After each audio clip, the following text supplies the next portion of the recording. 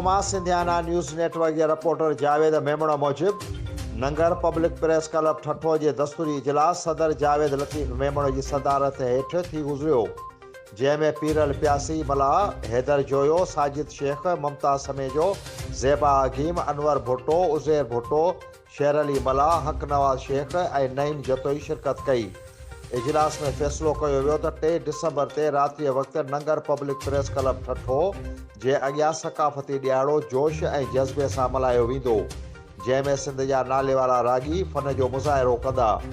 सकाफ़ती ॾियारो मल्हाइण लाइ सियासी समाजी धुरनि खे दावत ॾियण जो पिणु फैसलो किया वियो,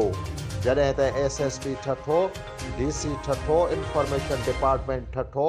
और ॿियनि लॻापियल आफिसरनि सां नंगर पब्लिक प्रेस क्लब ठठो की टीम मुलाक़ातूं कंदी ऐं समाजी मामलनि ऐं ज़िले ठठे में हलंदड़ मंशियात स्ट्रीट क्राइम बाबति आगाही ॾिनी वेंदी।